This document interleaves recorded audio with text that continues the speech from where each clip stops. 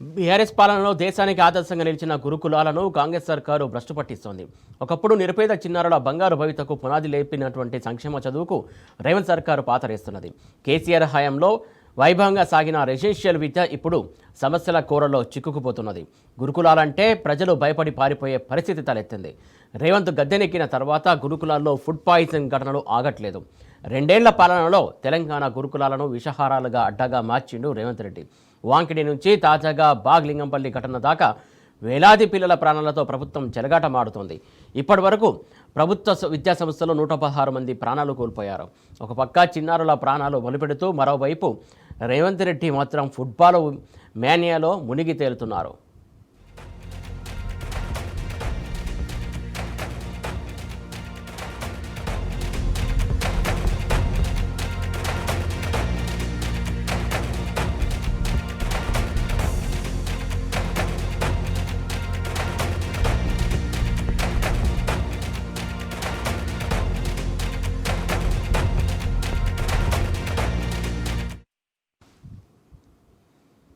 గురుకులాలంటే నిరుపేద విద్యార్థుల పాలిట టెర్రర్గా మారాయి.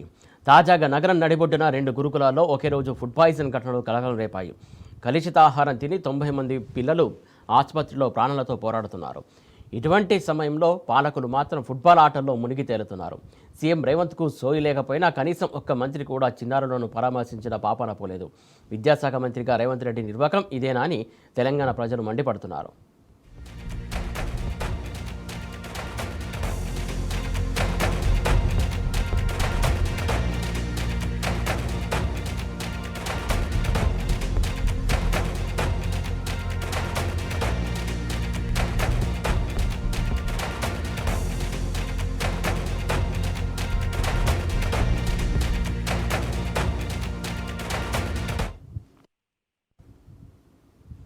ఇక తెలంగాణలో అసెంబ్లీ ఎన్నికలకు ముందు ఎన్నో హామీలు ఇచ్చిన రాహుల్ గాంధీ సైతం ప్రజలు కష్టాల్లో ఉంటే మొహం చాటేశారు.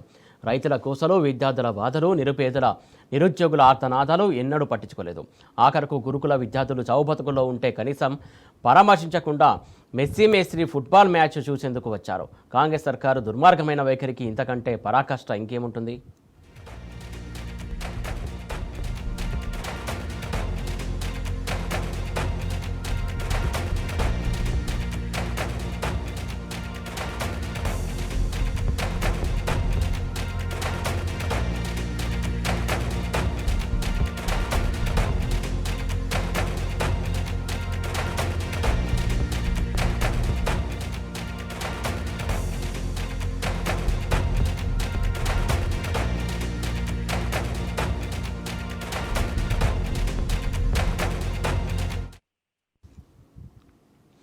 కాంగ్రెస్ అగ్రనేత రాహుల్ గాంధీపై మాజీ మంత్రి హరీష్ రావు విరుచుకుపడ్డారు. మెస్సీ మేస్త్రి ఫుట్బాల్ మ్యాచ్ చూసేందుకు రాహుల్ ప్రత్యేక విమానంలో రావడంపై మండిపడ్డారు. రాష్ట్రంలో విద్యార్థుల ఆర్తనాదాలు వినిపించట్లేదా అని ప్రశ్నించారు. రాహుల్ గాంధీ ఇప్పుడు ఫుట్బాల్ మ్యాచ్ చూసేందుకు రావడాన్ని హరీష్ రావు తీవ్రంగా తప్పుపట్టారు.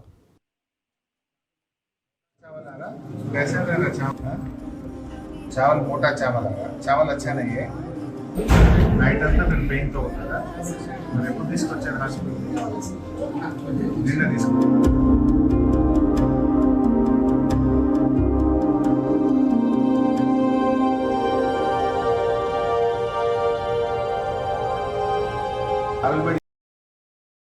అల్ట్రాసౌండ్ చేయరు, ట్రీట్మెంట్ చేయరు.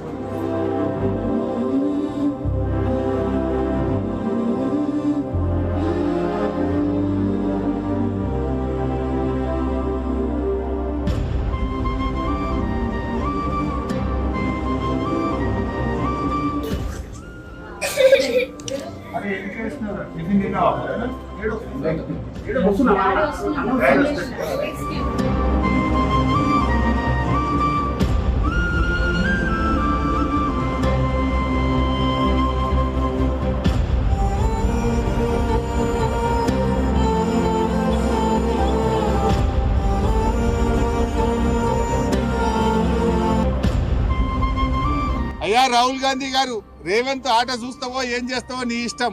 ఈ పిల్లలు వచ్చి చూడు, కోటిలో నీలఫోర్లో ఉన్న పిల్లలు వచ్చి నీ రేవంత్ పాలనలో కడుపు నొప్పితో, పురుగులన్నంతో, కలుషిత ఆహారంతో ఆ పిల్లల్లో కన్నీళ్లను చూడు. రాహుల్ గాంధీ, నీ రేవంత్ రెడ్డి పాలన ఎంత అధ్వాన్నంగా ఎంత దరిద్రంగా ఉందో మేం చెప్పుడు కాదు.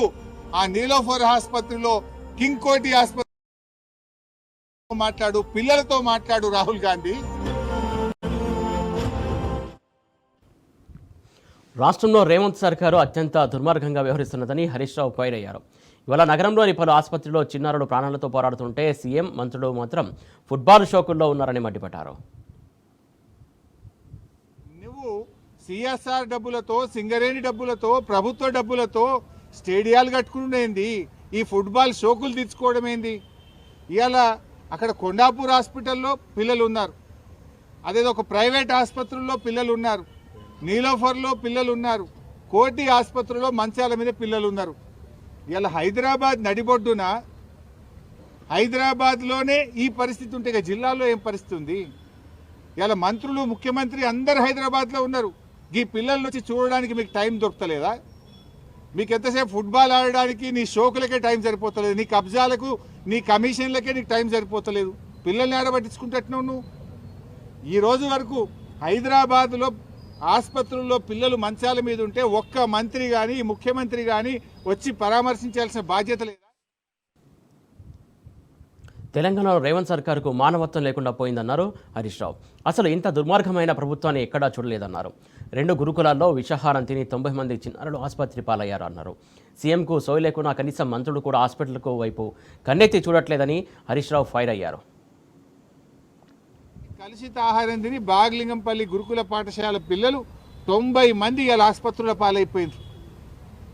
90 మంది పిల్లలు ఆసుపత్రుల పాలైతే ఈ రాష్ట్రంలో ఒక్క మంత్రికి కానీ, ఈ ముఖ్యమంత్రికి కనీసం చీమ కుట్టినట్లేదు. ఒక్కరు కూడా వచ్చి పరామర్శించింది లేదు ఇప్పటిదాకా. They are busy. ఫుట్బాల్ ఆడడంలో ముఖ్యమంత్రి, మంత్రులు బిజీ ఉన్నారు. పిల్లలు దవాఖానల పాలైతే ఈ గవర్నమెంట్కు చీమ కుట్టినట్లేదు. 5 కోట్లు పెట్టి ఈయన ఫుట్బాల్ నేర్చుకోవడానికి 5 కోట్ల గవర్నమెంట్ డబ్బులు పెట్టి రేవంత్ రెడ్డి ఫుట్బాల్ స్టేడియం కట్టుకున్నాడు.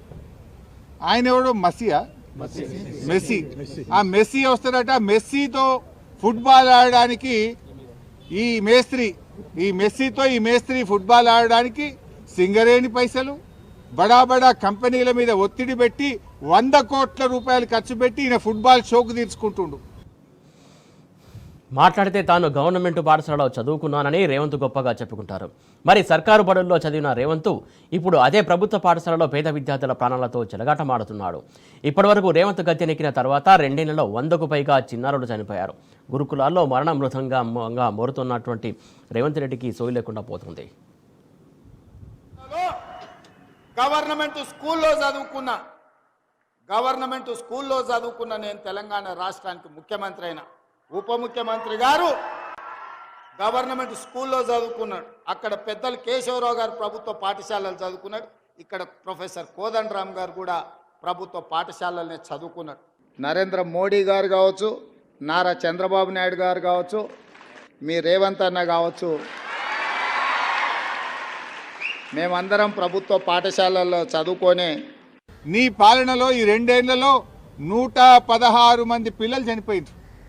పాము కాటు, కుక్క కాటు, ఎలుకలు కొరుకుడు, కరెంటు షాకులు కొట్టుడు, కలుషిత ఆహారం తిని 116 మంది పిల్లల్ని పొట్టన పెట్టుకున్నావు రేవంత్ రెడ్డి. ఇంకెంతమందిని చంపుతావు? 2 ఏళ్లలో 116 మందిని చంపినా కూడా నీకు ఇంకా కనునిప్పు అయితలేదా? చీమ కుట్టినట్టు అయితలేదా? ఇంకా పిల్లల మీద నీకు కనికరం రావడం లేదా? ఇప్పుడు ఒక తల్లి చెప్పింది నాకు లోపల, అమ్మ పేరు ముస్లిం అమ్మ, కేసీఆర్ సాబ్ ఉండంగా ఇట్లా ఎప్పుడు కాలేదు సార్, ఆయన మా కోసం ఈ స్కూళ్ళు పెడితే మేము నమ్మి ఇలా జాయిన్ చేసినాం సార్, ఈ రేవంత్